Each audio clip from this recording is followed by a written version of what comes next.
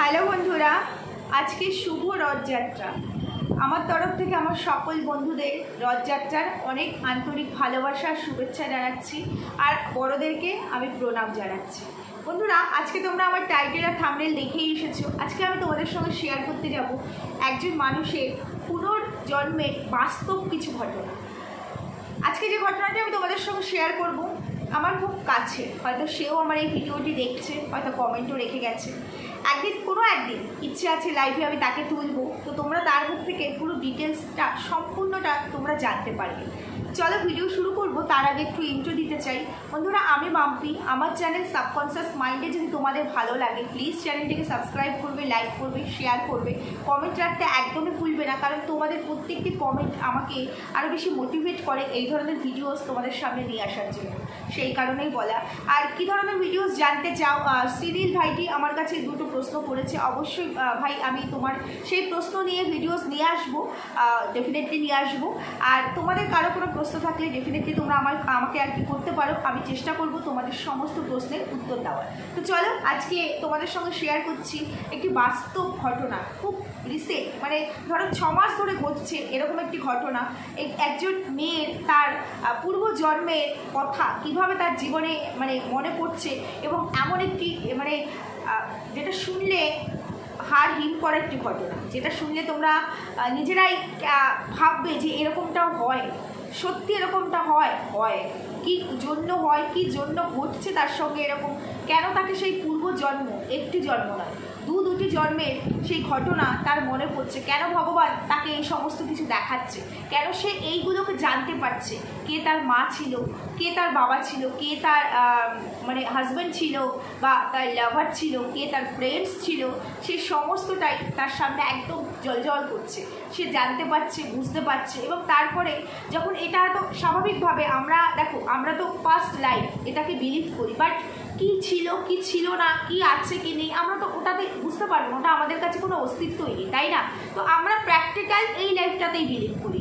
এবার হঠাৎ করে আমি যদি এখন মানে ধরো আমরা পিএলআর করি, সেটা আলাদা বিষয়, যারা পিএলআর করছে না, সবাই তো আর পিএলআর করে না, তো তার সামনে যদি এরকম কোনো ভিজুয়ালাইজেশন চলে আসে যে সে তার পূর্ব জন্ম দেখতে পাচ্ছে, একটা নয় দুটো জন্ম তার সামনে চলে আসছে, সেখানে সে সবটা দেখতে পাচ্ছে না, স্বপ্নে নয়, কিন্তু স্বপ্নটা আলাদা জিনিস, ওটা আমি ঘুমের মধ্যে দেখছি, ওটা আমার অবচেতন মনের মধ্যে কিছু একটা স্টোর হয়ে আছে। কোনো ক্ষেত্রে স্বপ্নে আমরা বাস্তবিক কিছু দেখি যেটা কিনা হয়তো জীবনে ঘটেছে বা সামনে ঘটতে পারে, সেটা খুব রেয়ার। তবে প্র্যাকটিক্যালি স্বপ্ন সেগুলোই আসে যেগুলো আমরা কল্পনা করি, বা দৈনন্দিন জীবনে আমাদের সঙ্গে যেটা ঘটেছে আমাদের অবচেতন মন বা সাবকনসিয়াস মাইন্ডের মধ্যে ওটা স্টোর হয়ে আছে।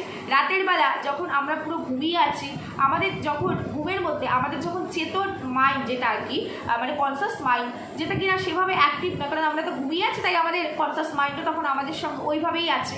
তখন আমাদের অবচেতন মন সেই স্পেসটাতে, তখন তার মধ্যে যে স্টোর করা জিনিসগুলো সেগুলোকে রিপিট করছে, সেটাই আমরা ঘুমের মধ্যে, মানে বলতে পারে ঘুম মানে তো অজ্ঞান অচেতন একটা অবস্থা, সেই অবস্থার মধ্যে তখন আমরা সেটাকে ফিল করছি, দেখতে পাচ্ছি। ম্যাক্সিমাম ক্ষেত্রে এমন হয় যে আমাদের মনে থাকে সকালে উঠে, আবার এমনও হয় যে আমরা ভুলেও যাই, কিন্তু এটুকু মনে থাকে কিছু একটা রেখেছি, সেটা ভালোও হতে পারে, খারাপও হতে পারে, বা কোথাও কিছু দেখছি, কোথাও কিছু ঘটছে, এরকমটাও হতে পারে। সব কিছুরই একটা কারণ আছে, কোনো কার্যই কারণ ছাড়া ঘটে না, প্রত্যেকটা কার্যের পেছনেই আলাদা আলাদা লজিক আছে, আলাদা আলাদা মানে কারণ আছে। তো চলো, আজকে যে ঘটনাটি বলবো, আমার খুব কাছের একজন আমার বান্ধবী বলতে পারে, তার এজ ধরো এই আমার মতো এজ, সে ম্যারেড, লাভ ম্যারেজ করে সে বিয়ে করেছে, তার একটি বাচ্চা আছে আর কি, বাচ্চাটির এজ এই 8 বছর হবে। তো তাদের একটা সুখী দাম্পত্য জীবন, সুখী ফ্যামিলি তাদের। তো এইভাবে তার লাইফটা চলছিল, তারও সবাই ছিল, মা বাবা বোন সবাই আছে, প্র্যাকটিক্যাল লাইফে তার সবাই আছে, শ্বশুরবাড়ির সবাই আছে। কর্মসূত্রে তার হাজব্যান্ড এই স্টেটে থাকে না, স্টেটের বাইরে থাকে, তো সেখানে তাদের কর্মসূত্রে থাকতে হয়, তো সেখানে থাকে।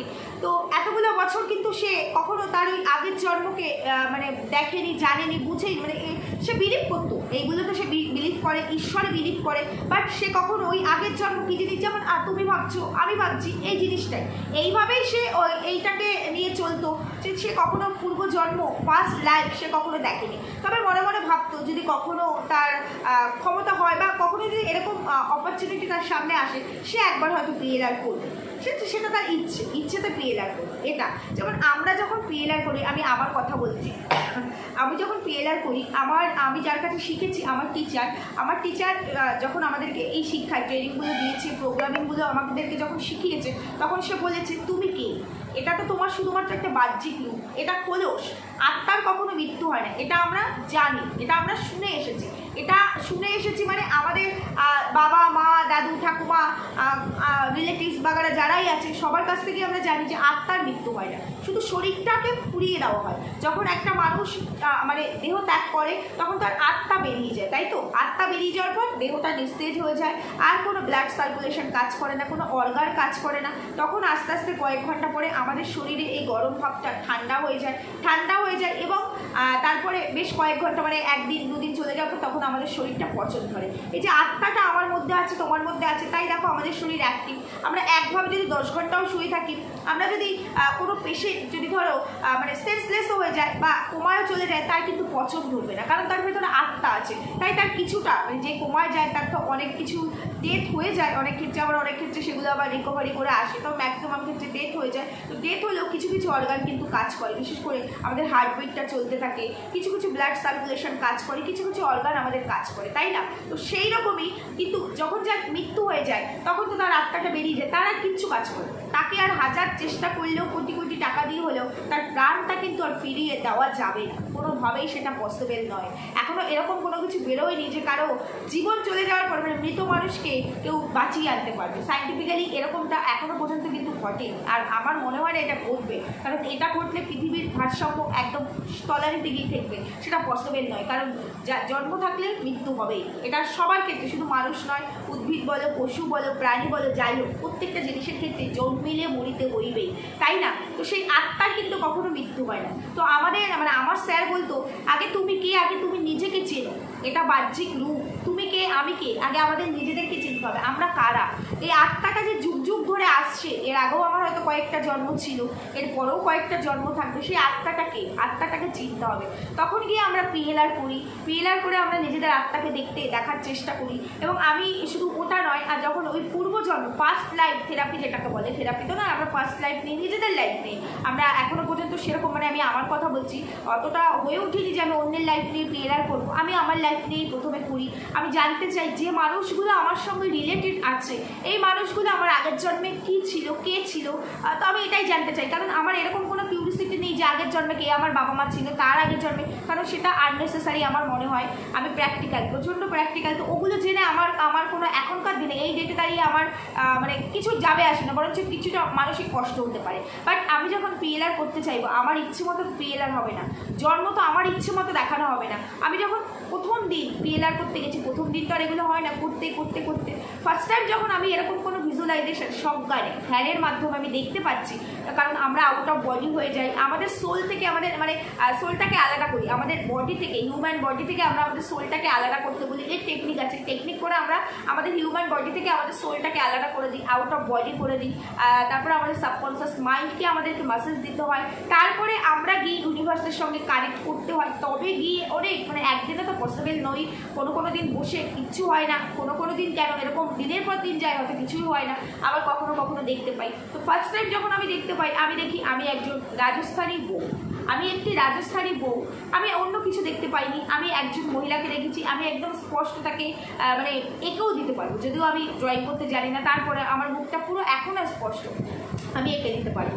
তারপরে এরকম করতে নেক্সট ডেতে যখন আমি আবার দেখি, তখন আমি হয়তো অন্য কোনো লাইফ মানে আমি একটা লাইফকেই দেখছি না, অন্য কোনো লাইফ দেখছি, এবং সেখানে দেখছি ডেফিনেটলি আমি বাঙালি, দুটো মানে বেবি, একদম সদ্য হওয়া বেবি, তারা দুজন জড়ুয়া বেবি আমি দেখতে পেয়েছি, এইরকম কুচকাচ এরকম। এবার একটা লাইফ দিয়ে তো আর দেখতে পাচ্ছি না, নিশ্চয়ই আমার তার মানে এর আগে 2-3টে জন্ম ছিল, তো সেই রকম সেইভাবেই দেখতে পাচ্ছি। তবে আমি একটা কথা বলতে পারি, আমি এটুকু তোমাদের বলতে পারবো যে আমরা যারা এই লাইফে কানেক্টেড, জন্মান্তর ধরেই তারা কানেক্টেড না, আমার যে বাবা, সে হয়তো আগের জন্মে আমার বাবা ছিল এরকম না, সে আগের জন্ম আমার ছেলেও থাকতে পারে, শ্বশুরমশাইও থাকতে পারে, ফ্রেন্ডস তো থাকতে পারে, পাড়া প্রতিবেশীও থাকতে পারে, কিংবা শুধু পরিচিতও থাকতে পারে, তবে কোনো না কোনোভাবে কানেক্ট কানেক্টেড ছিল প্রত্যেকে, শুধু আমার আত্মীয় স্বজন কাছের মানুষরা না, যাদেরকে আমরা চিনি কোনো না কোনোভাবে তারা আমাদের সঙ্গে কানেক্টেড হয়ে আসছে। পরের জন্মে যদি আমি জন্মাই তখনও গিয়ে এরা আমার সঙ্গে কানেক্টেড থাকবে। আর একটা জিনিস আমি নিজের লাইফ থেকে এটা জানতে পেরেছি, মানে আমি নিজে এটাকে রিয়েলাইজ করেছি যে এর আগের জন্মটা আমি জানি না, তার আগের জন্মে যে আমার মা ছিল প্র্যাকটিক্যালি এই জীবনেও কিন্তু তিনি আছেন। না, তাকে আমি সামনাসামনি দেখিনি, কথা বলিনি, কিন্তু তিনি এই স্টেটেরই বাসিন্দা, তিনি কিন্তু আছে। তার ফটোটাও আমার কাছে যত্ন সহকারে আছে। তিনি আমার মা, যিনি আমার দাদা ছিলেন সেই জন্মে, আমরা 2 ভাই বোন ছিলাম, যিনি আমার দাদা ছিলেন এই লাইফেও তিনি আছেন। তিনি এখানকার বাসিন্দা নন, তিনি এখন আমার থেকে বয়সে অনেকটাই ছোট।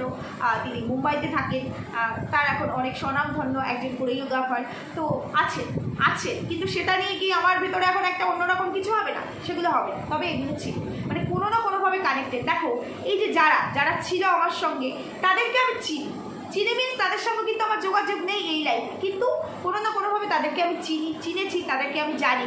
আমি জানতাম না এরাই আমার সঙ্গে কানেক্টেড। তবে যাই হোক, পিএলআর থ্রু দিয়ে আমি জানতে পেরেছি। এগুলো গেলে আমার পার্ট। আমি তোমাদেরকে প্র্যাকটিক্যাল যেটা বলতে চাইছি, আমার যে পরিচিতি আছেন, যে মেয়েটি আছে আমার এজ, তো ও ভালোবেসে বিয়ে করে, ভালো আছে, 12 বছরের সংসার, দাম্পত্য জীবন, ওর সন্তান আছে, খুব ভালো আছে ওরা ওদের মতো করে।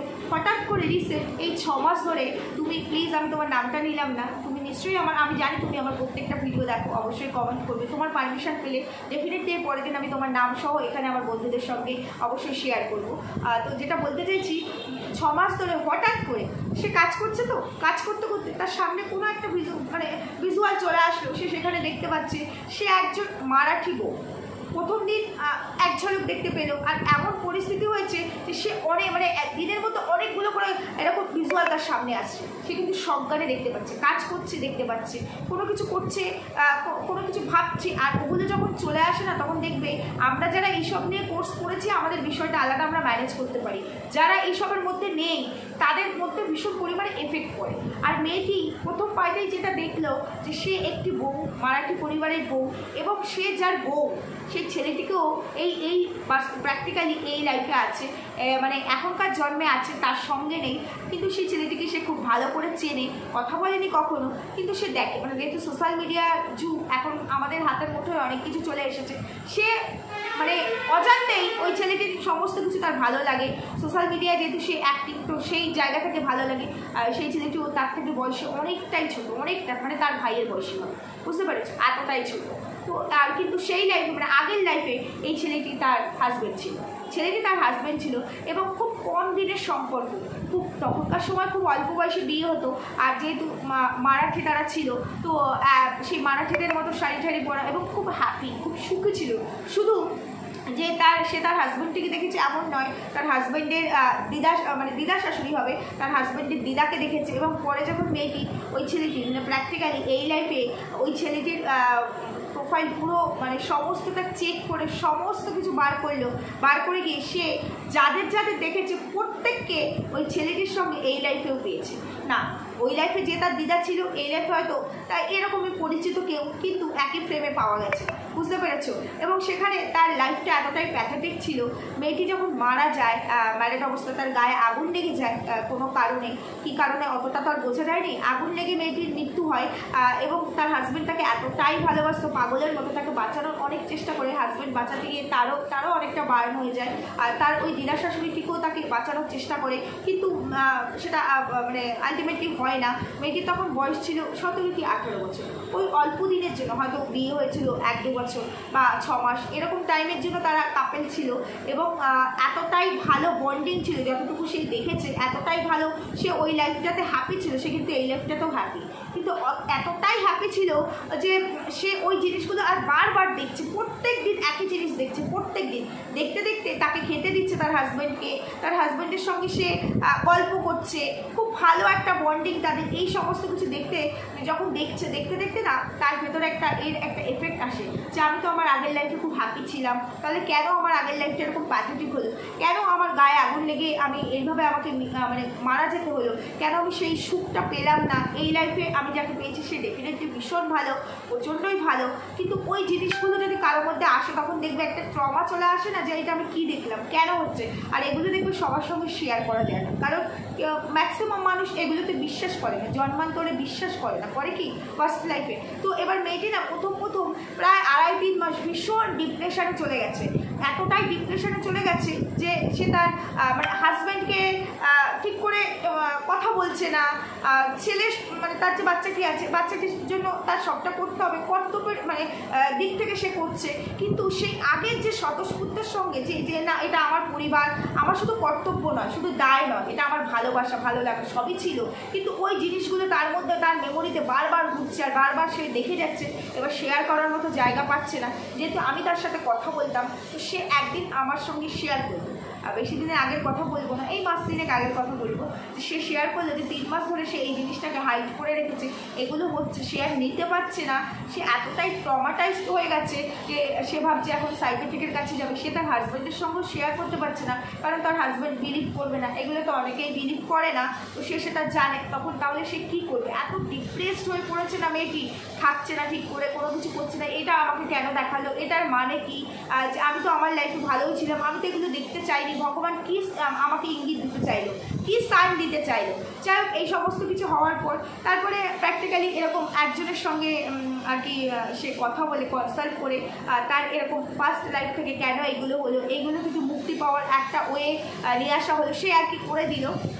তারপরে মেয়েটি বেশ ভালো, বেশ কয়েক মাস আর এগুলো আর ওই সমস্ত কিছু দেখছে না, আর যে ইরিটেশনটা তার ভেতরে হচ্ছিল, যে কিউরিসিটি হচ্ছিল যে ওই ছেলেটা আছে, আমি যদি যে আর কি প্র্যাকটিক্যাল আগের লাইফে তার হাজব্যান্ড ছিল, এই লাইফেও তো সে আছে, সে অনেক ছোট, তো ছোট হলেও তার সঙ্গে আমার একটু কথা বলতে ইচ্ছা করছে না, এখন যেহেতু তার এজটা অনেক কম, তো সে কিন্তু তাকে ওই এখন মানে তাকে দেখলে মনে হবে আমার ভাই, তার ফিলিংসটা কিন্তু ভাই, কিন্তু সে ওই লাইফে তার হাজব্যান্ডকে রিলেট করছে, বুঝতে পারছো? সে রিলেট করে ফেলছে এই লাইফের ওই ছোট্ট ছেলেটিকে ওই লাইফের হাজব্যান্ড, কারণ দেখতে শুনতে সবটাই তো একই রকম, তো সে রিলেট করছে, তার মনে হচ্ছে আমি কোনোভাবে যদি তার সঙ্গে একটু যোগাযোগ করতে পারতাম, যার কারণে সে তার প্রোফাইল পুরো ঘেটে ফেলেছে, ঘেটে সব বার করে ফেলেছে, যে সে যাদের যাদের দেখেছে তার কোনো ফ্রেন্ড সার্কেল থেকে মানে সার্কেলে আছে কিনা, রিলেটিভসের মধ্যে আছে কিনা, এইভাবে খুঁজে সে ঠিক বার করে ফেলেছে।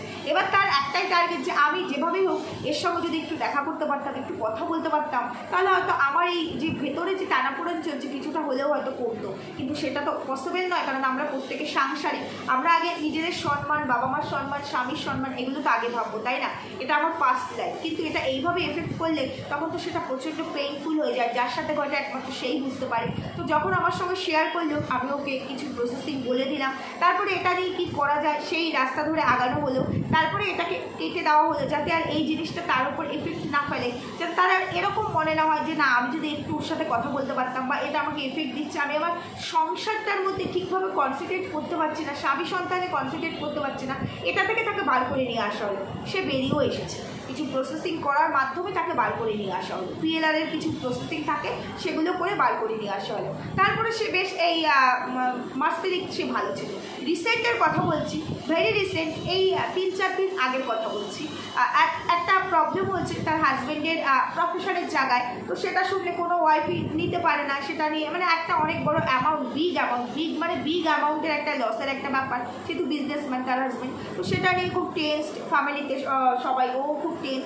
এবার রাত্রিবেলা কিছুতেই ঘুম আসছে না, যেদিন আর কি এটা জানতে পেরেছে তার হাজব্যান্ড বলেছে ঘুম আসছে না, পরে সবাই ঘুমিয়ে পড়েছে, ও রাত্রি তখন 1টা-2টো বাজে, ও ঠাকুর ঘরে গেছে, ঠাকুর ঘরে গিয়ে না ঠাকুরের সামনে বসে বসে কাঁদছে যে কেন এরকম হলো, ভগবান এটা সলভ করে দাও, আমার হাজব্যান্ড এত টেনশন করছে, আমাদেরও টেনশন, এত বড় একটা লস হলে আমরা পুরো পড়ে যাবো, ব্যবসাটা পুরো পড়ে যাবে।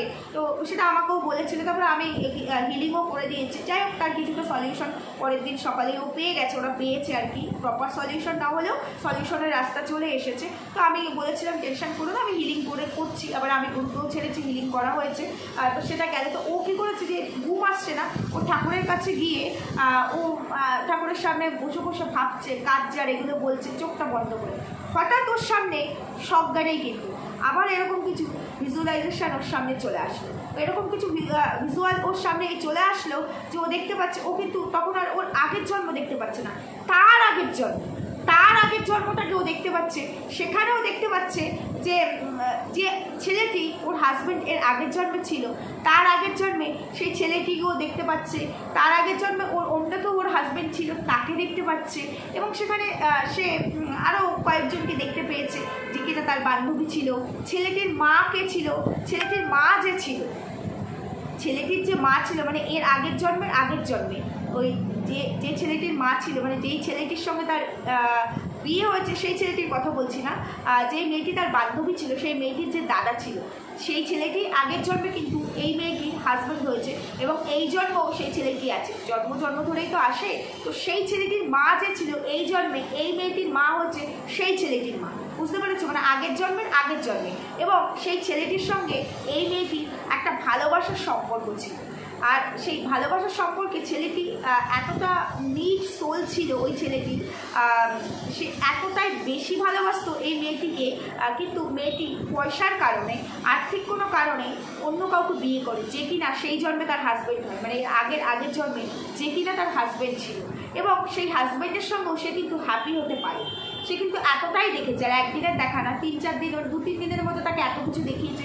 ঠাকুর ঘরে বসে সে অনেক কিছু দেখে ফেলেছে, ঠাকুর ঘরে বসে সে বহু কিছু দেখেছে এবং এটা দেখেছে যে সেই ছেলেটির সঙ্গে সে বিট্রে করেছে, শুধুমাত্র টাকার জন্য সে অন্য কাউকে বিয়ে করেছে এবং সে তার হাজব্যান্ডকেও দেখতে পেয়েছে কে তার হাজব্যান্ড ছিল। সেই লাইফেও সে হ্যাপি হতে পারেনি, সে মানে পয়সার জন্য বিয়ে করেও হ্যাপি হতে পারেনি, কোনো কারণ হয়তো হাজব্যান্ড ভালো না বা সেও তার সঙ্গে বিট্রে করেছে, এরকম কিছু। কিন্তু ওই ছেলেটি বলেছিল যে এই ছেলেটি আগের জন্মে তার হাজব্যান্ড ছিল এবং এই জন্মেও সে আছে, এক্সিস্ট করছে, তার থেকে বয়সের ছোট। সেই ছেলেটি, তার সাথেই ওর আগে অ্যাফেয়ার্সটা ছিল, সেই ছেলেটি বলেছিল তুমি যেখানেই যাও সবসময় আমাকেই পাবে।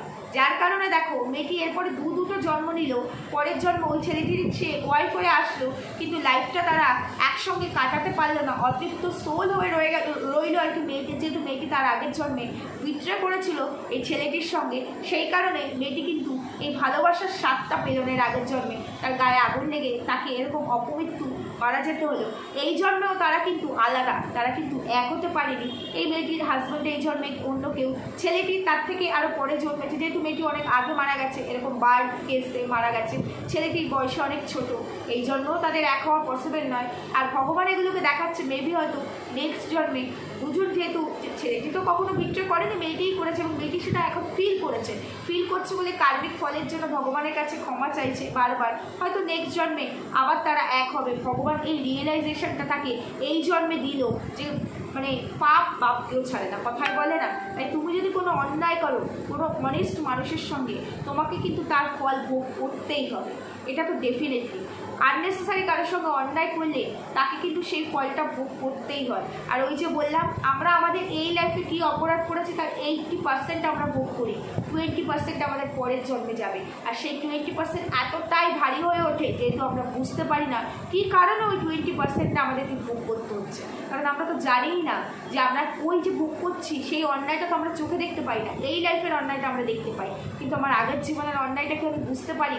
আজকে ও এটাকে ভগবান ওকে রিয়েলাইজ করালো, আজকে ও রিয়েলাইজ করলো, আজকে ও ফরগিভ করছে। হয়তো নেক্সট জন্মে যদি ওর এই সার্কেলটা কমপ্লিট হয়ে গিয়ে থাকে, ওদের দুজনেরই কোনো কার্মিক ফল, আর সেই কার্মিক ফল ওরা ভোগ করছে, মেয়েটা তো ডেফিনেটলি, তো সেই জায়গায় যদি সেটা কমপ্লিট হয়ে গিয়ে থাকে তাহলে হয়তো এর পরের জন্মে গিয়ে ওরা আবার এক হবে। আর সবথেকে আশ্চর্যের কথা হলো যে এর আগের জন্মে যে ছেলেটির সঙ্গে এই মেয়েটি বিট্রে করেছে, সেই ছেলেটির মা যে ছিল এই জন্মে এই মেয়েটির মা, এবং মেয়েটির বাবা অনেক অল্প বয়সে মারা যায়, ওই 17 বছর বয়স যখন, তখন মেয়েটির বাবা এই জন্মে মারা যায়। তো বাবা মারা যাওয়ার আগে পর্যন্ত মেয়েটির মা মেয়েটিকে ভীষণ ভালোবাসত।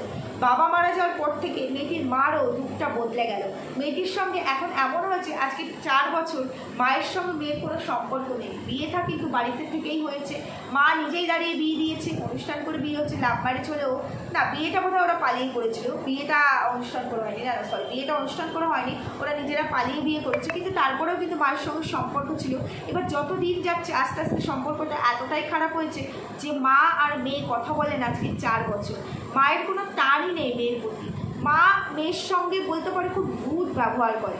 তো ওর সবসময় বলতো, আমার সঙ্গে যখন কথা বলতো যে জানেন যে মা এরকমও হয়, আমার মা জানেন তো আমার 4 বছর হয়ে গেছে মায়ের সাথে কথা বলি না, মা একটা খোঁজ নেয় না, এমনকি আমার বাচ্চাটারও একটা খোঁজ নেয় না। আমি এর কাছে ওর কাছে ফোন করে, মানে আরও যারা রিলেটিভসরা আছে তাদের কাছে ফোন করে আমার মায়ের কথা জানতে চাই। ওর রিলেটিভসরা তারা ওর মাকে বলে যে একটুখানি তোমার মেয়ের সাথে কথা বলে, ফোনটা ধরিয়ে দেবো, মা বলে না আমি কথা বলবো। বুঝতে পারছো এরকম। তো ও এর উত্তর খুঁজে পাচ্ছিল না যে আমার মায়ের সাথে তো আমার কিচ্ছু হয়নি, কোনো কিছু নয়, আমি একটা সময় চাকরি করেছি, আমার ফ্যামিলিকে হেল্প করেছি, সব করেছি, কিন্তু তারপরে আমার মায়ের মন কেন পাইনি? মা তো আমার এরকম ছিল না 17 বছর, মানে আমার বাবা যখন মারা গেছে তারপর থেকেই মায়ের রূপটা এরকম। অথচ ওর দিদি আছে, ওর দিদি অন্ত প্রাণ ওর মা, কিন্তু কেন মা এরকম হতে পারে? ওর মা তো সেই টাইপের মা নয় যে এরকম হবে, যে কিনা তার মেয়েকে 17 বছর পর্যন্ত ভালোবাসলো, হঠাৎ বাবা মারা যাওয়ার পর থেকে তার রূপটা কেন এরকম হলো? বাবা তো মানে অসুস্থতায় মারা গেছে, বাবার তো আর অন্য কোনো কারণ ছিল না। তো এই প্রশ্নের উত্তরটাও ভগবানের কাছে চাইতো আর কি, এই উত্তরটাও পেত না। তারপরে যখন ও ওই ঠাকুর ঘরে বসে এইগুলো দেখলো, ওর মনের মধ্যে আবার একটা এরকম ঘটনা ঘটলো, ও এটাকে মানতে পারছে না, কেন হচ্ছে, কী কারণে হচ্ছে, এটার মানে কি, এটার কারণ কি, কেন আমি এরকমটা করলাম, তাহলে ও কি আমার জীবনে এরকম ছিল, পরপর ছিল, কেন আসছে, আমি কতটা খারাপ করেছি, এই সমস্ত স্বাভাবিকভাবে ওই লাইফে এখন আসছে, ও ভাবছে। তখন ও আমাকে বলার পরে তারপরে যাই হোক ও একজনের কাছে যায়, আর আমি ওকে আরও কিছু প্রসেসিং বলি যে এটা তুমি করো, তারপরে সেগুলোও করা হয়। তাছাড়াও একজনের কাছে আর কি যায়, আর তো যাওয়ার পর তাকে সমস্তটা খুলে বলে, এবং ও নিজের মা আর এই যে ছেলেটিকে ও দুটো জন্ম ধরে আর এই যে 3 নম্বর জন্ম ধরে দেখে আসছে, যে কিনা বলেছিল যেখানেই যাবে তুমি আমাকে পাবে, যেখানেই যাবে তুমি আমাকেই পাবে, সেই ছেলেটির ফটোটাও ও সেখান থেকে মানে সোশ্যাল মিডিয়া থেকে বার করে আর কি তাকে দেখায়, সমস্তটা দেখানোর পর তাকে সবটা বলার পর তিনি বলেন যে তুমি প্রশ্ন করেছিলে ভগবানের কাছে, কোনো প্রশ্ন চেয়েছিলে, ভগবান তোমাকে উত্তর দিয়েছে। তখন ও বলে আমি তো সেইভাবে কোনো প্রশ্ন করিনি, কিন্তু আমার মা আমার সাথে কেন এরকম খারাপ ব্যবহার করতো বা করে সেটাই আর কি জানতে চেয়েছিলাম। বলছি তাহলে বুঝতে পারছো না তোমার মা তোমার সাথে কেন খারাপ ব্যবহার করে? বলছে না আমি তো বুঝতে পারছি না। বলছে তোমার নিজের মধ্যেই উত্তর আছে, ভগবান তোমার উত্তর দিয়ে দিয়েছে, তুমি বুঝতে পারোনি? তুমি তার ছেলের সঙ্গে একটা জন্মে খুব খারাপ ব্যবহার করেছো, শুধু পয়সার কারণে। তার ছেলে যে কিনা নিঃস্বার্থভাবে তোমায় ভালোবাসতো, এতটাই ভালোবাসতো, সেই ছেলেটিকে তুমি পয়সার জন্য ছেড়ে দিয়ে একজন পয়সাওয়ালা কাউকে তুমি বিয়ে করেছো, তার ছেলে কষ্ট পেয়েছে। মা তার সন্তানের কষ্ট কখনো সহ্য করতে পারে না, সেই সময় তার মায়ের তার সন্তানকে তুমি কাঁদিয়েছো, তাই জন্য তোমাকে কিছু অভিশাপও দিয়েছে, সাপ সাপত্য করেছে।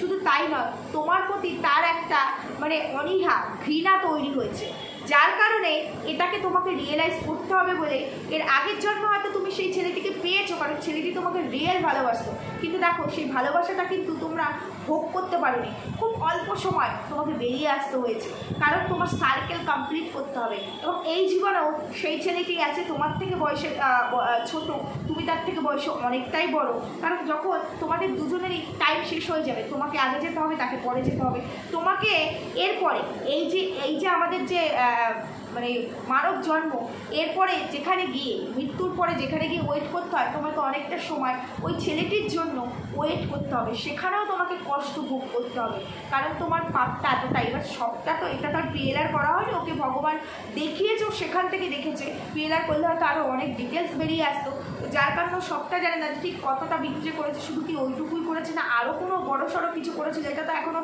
উঠে আসেনি। তো তাই বললো যে তোমাকে অনেকটা দিন ওয়েট করতে হবে ছেলেটির জন্য, আর এই ছেলেটির মাই ছিল এই জীবনের যে তোমার মা, তো তার তো তোমার প্রতি একটা ঘৃণা সেই জীবন থেকে, সেই সময়টা থেকে তোমার প্রতি একটা বিতৃষ্ণা তৈরি হয়েছে, ঘৃণা তৈরি হয়েছে, তোমাকে সে সহ্য করতে পারতো না। তুমি একটা জিনিস দেখবে, তুমি যখন মানে এর আগের জীবনে যখন তুমি তার ছেলের সঙ্গে বিচ্ছয় করেছো, যখন তুমি অন্য কাউকে বিয়ে করেছো, তখনও তোমার এজ এরকম মানে 16-17 বছর। তুমি ভেবে দেখো, এক্স্যাক্ট এজটা তার বলা যায়, তখন তো খুব অল্প বয়সে বিয়ে হতো।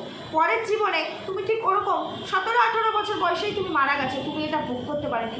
এই জীবনেও তোমার ঠিক যখন 17 বছর বয়স তোমার বাবা মারা যায়, আর বাবা মারা যাওয়ার পর থেকেই কিন্তু তোমার মায়ের মধ্যে পরিবর্তন আসে, কারণ ওই টাইমটা কিন্তু একই আছে, আর ওই টাইমটা যখন আসলো তখন থেকেই কিন্তু এই জিনিসগুলো তোমার জীবনে ঘটা শুরু করলো। তো এই দুটো জীবনে হয়তো তুমি রিয়েলাইজ করতে পারোনি, এই জীবনে তুমি এটা রিয়েলাইজ করছো, এবং এই জীবনে তুমি এমন একটা মানুষ তৈরি হচ্ছো যে কিনা জ্ঞানও তো কেন অজ্ঞানও কারো মানে ক্ষতি করা, কারো অজান্তেও কারো ক্ষতি করার কথা ভাবতে পারে না। তার মানে তোমাকে ভগবান তৈরি করে ফেলেছে যে যন্ত্রণা কষ্ট, কাউকে কষ্ট দিলে তার কি ফল হতে পারে, নিজে কষ্ট পেয়ে দেখো সেই ফলটা কি হতে পারে। তুমি আজকে সম্পূর্ণভাবে তৈরি হয়ে গেছে, তুমি সবটা রিয়েলাইজ করছো, ফিল করছো, এবং তুমি যে প্রশ্ন করেছিলে ভগবানকে তোমার মা কেন তোমার সঙ্গে এরকম করে, তার উত্তরও তিনি তোমায় দিয়েছে। তার মানে তুমি বুঝতে পারছো তো। তারপরে উনিও কিছু কিছু কাজ করে দেয় যাতে এই জিনিসগুলো, ও যেহেতু উত্তর পেয়ে গেছে, যাতে আর এই জিনিসগুলো ওর সামনে আর না আসে, ওর এই প্র্যাকটিক্যাল লাইফটাকে যাতে আর হেল্প না করে, কারণ এগুলোর এফেক্ট তো পড়ে। তারপরে আমিও হিলিং করি এবং ওকে নিয়ে আরও কিছু প্রসেসিং আমিও করি, আর ওকেও কিছু প্রসেসিং করতে বলা হয়। তো তারপর থেকে এই 2-3 দিন ধরে ও আর দেখেনি, জানি না এরপরে ভগবানের কি ইচ্ছে, কারণ তার উপরে তো আপনারই আর দেখবে কি না। তবে ও ফরগিভ তো ডেফিনেটলি রোজ করছে। ওকে আমি 7 দিনের একটা মানে টেকনিক বলেছি, 7 দিনের একটা টাস্ক দিয়েছি যে এইভাবে পুরো ফরগিভ করে যাও, এইভাবে যাদের যাদের সাথে তুমি টিচ করেছো তাদের তাদের কাছে তুমি ফরগিভ করো আর কি, ইউনিভার্সের সামনে। তো আর বাকি যেটা আমার করার তো আমি করছি। আর উনি ওদিক থেকে যেহেতু ও স্টেটের বাইরেও তো আমার সঙ্গে এইভাবে ভার্চুয়ালি ছাড়া দেখা করতে পারবে না, তো উনি ওনার মতো যা যা করার করে দিয়েছেন, আবার যাবেও সামনে, তার কাছে যেতে হবে। তো এই ছিল একটা বাস্তব প্র্যাকটিক্যাল ঘটনা, যেটা খুব সদ্য ঘটে গেছে আমার খুব কাছের মানুষের সঙ্গে। সেটাই একটু তোমাদের সঙ্গে শেয়ার করলাম। যে ঘটনাটা পুরো শুনে তোমাদের কেমন মনে হলো, কেমন লাগলো তোমরা জানিও। তোমাদের কারো কোনো প্রশ্ন থাকলেও জানিও। বন্ধুরা সবাই সুস্থ থেকো, ভালো থেকো, দেখা হবে পরবর্তী ভিডিওতে।